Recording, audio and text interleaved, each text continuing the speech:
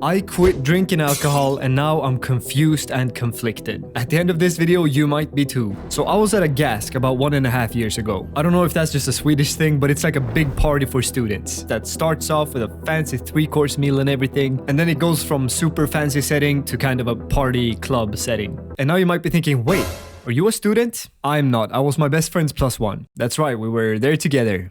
Romantically. Sexually. No, but at one point we went outside and my friend is literally around the corner of a building forcing himself to throw up because he feels so bad from the alcohol. And I just looked out into the darkness and felt like shit too. But for my part, that was mostly mental. I was not happy. And at this point, I had fought my way out of the mental health issues that I had struggled with for a long time. Thank God for self-improvement. And during that night, I felt it again. And I had already cut down on alcohol severely before this, but I was thinking it's a big occasion, it's a rare occasion, why not drink? But at that very moment, when I was standing there looking out into the darkness, my friend is throwing up, we're both feeling like shit, it just hit me. Why the fuck did I drink today? I mean, I guess I may have been a little bit more relaxed when talking to all the new people, but at the end of the day, while it's usually kind of fun when you drink, you don't feel good afterwards. And here I realized I didn't even feel good during. And suddenly I just felt this very strong sense of confusion over why I was doing this to myself. So I just decided there that I would quit. I had no reason to treat myself like this. It's actually quite simple why I could do this now and not before. Why I could pretty much just quit right away when I felt like it. In his book You Can Read Anyone, the psychotherapist and expert in human behavior David Lieberman wrote about self-esteem, which is not to be confused with self-confidence. Self-esteem is how much you like yourself, how much you love yourself. He wrote that it's directly related to one's ability to delay gratification.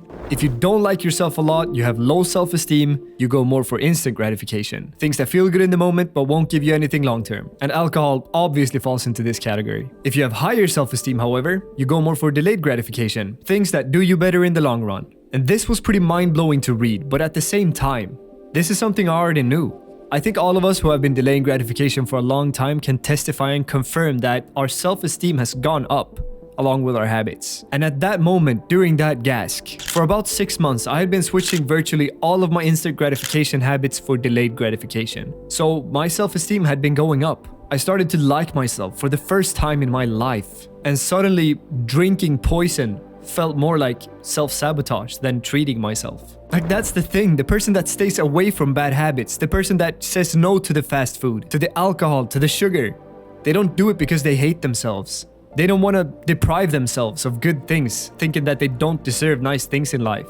It's quite the opposite. It's actually the exact opposite.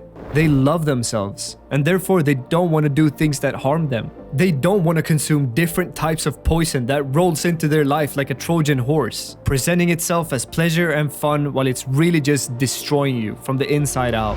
When I finally quit alcohol, I was really just confused. Why had I been doing this to myself? For years.